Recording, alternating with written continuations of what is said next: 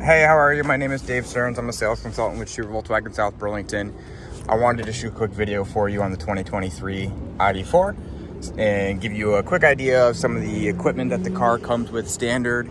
Also explain the differences between some of the different trim levels, and it's a lot easier to do that with a quick video rather than doing it over email or text message or over the phone even. So here at Volkswagen, we are the largest ID.4 dealership on this side of Ohio. As you can see, we have a great inventory of available ID.4s. We have sold many of the ID.4s since the car first was released back in 2021, and pretty much know these cars front to back at this point. So I'm going to walk you through some of those differences between one trim level and the next, explain them a little bit, and explain a couple of the main big features that separate one car from the other. So for the ID.4, there's basically three different variables that decide a car's price and equipment and whatnot.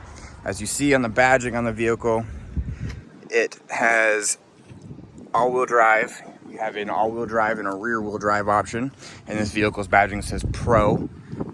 This one over here on the left says Pro S. So Pro is referring to the battery size. If a vehicle does not have Pro listed in the title of the car, then that means it has a smaller 62 kilowatt hour battery, which gives you roughly a 210 mile range. If it does have Pro, as this car does, and the other one, you have more of a between 255 and 275, depending on if it's all-wheel drive or rear-wheel drive. S is referring to the equipment. If it does not have the S, like this one over here on the left, that is more of the entry-level ID.4. So let's go ahead and we'll open it up here. So we'll start in the back. So in terms of internal and external space, they're the same. So this car here has a 60-40 split for the rear back seats. You have a privacy cover, which comes standard. It does not come with a center pass-through. If you go over here and look at the S does come standard with a center pass-through. This S also comes standard with a rear power liftgate. So as you see, same thing, 60-40 split, but you have the center pass-through there. Same privacy cover, floor mats, equipment is all pretty much the same. Now when we go ahead and open the car up, the Pro has the cloth seating, where the S does not. The S has full leather. So in this car, there's leather bolstering in the center and on the sides, but the centers here are both cloth. And if we come over to the S, as you'll see, they're both full leather. It's full leather all the way through. Now, both trim levels have two different interior colors. This particular color here is nutmeg. So it has a brown bolstering, and it also has a brown dash, where the cloth center, regardless of what interior color you go with on the Pro, the lower trim, is always going to be the same. It's going to be this gray speckled pattern. Now you do have a stone interior alternative, which instead of being brown, it's black and gray. It's two-tone black and gray. And the dash is black as well on that one too. For the Pro S, the higher trim, there's also two interior colors. So this particular one has the Galaxy interior, which is this black and gray two-tone full leather. And as you can see, the dash is also gray as well. And then the alternative is cosmic. So rather than being black and gray, it's actually more of a white for the centering and a blue on the bolstering. And with that, you also get a blue dash, a dark blue dash, and a white steering wheel. We don't see as many of those as we used to. The first generation always had that white steering wheel back in 2021.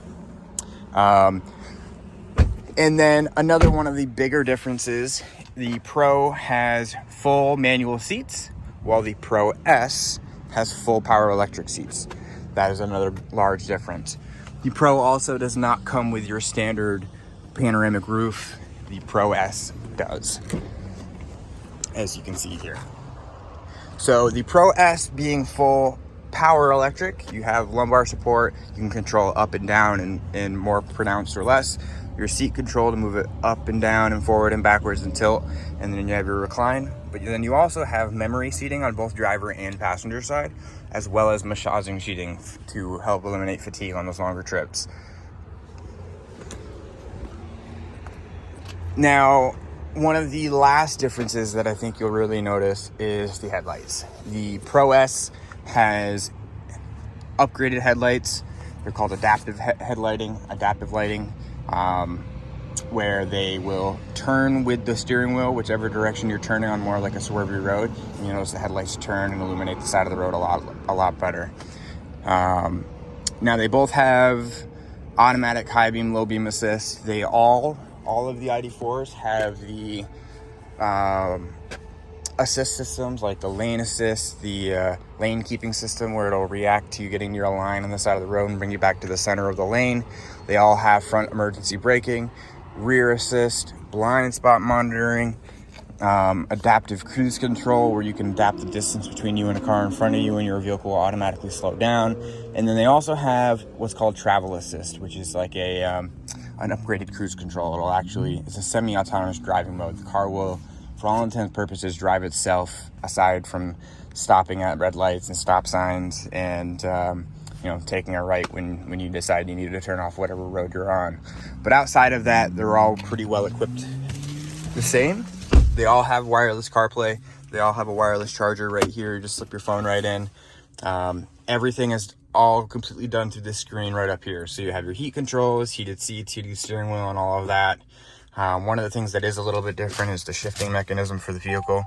So all I simply did is just put my foot on the brake, started the car up, and right up here we have the shifter.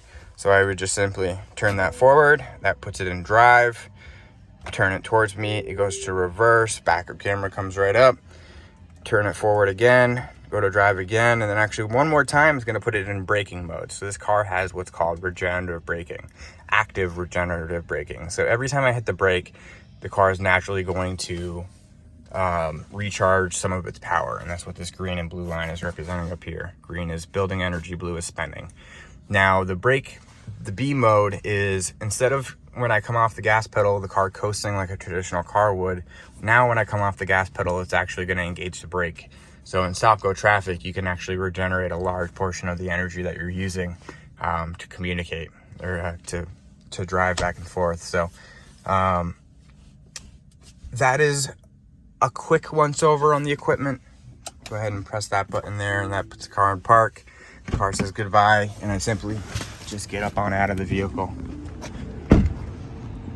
So, as I mentioned, we have a great inventory of ID.4s here. I would be happy to schedule a test drive. If anybody has any questions, feel free to reach out. Again, my name is Dave Stearns. I'm a sales consultant with Shearer Volkswagen in South Burlington. My direct line is 802-861-4192, or my email address is davids, as in Sam, at shearerauto.com. That's SHEARERAUTO.com. Thank you very much. If you have any questions, again, don't hesitate to reach out, and I hope you have a great rest of your day.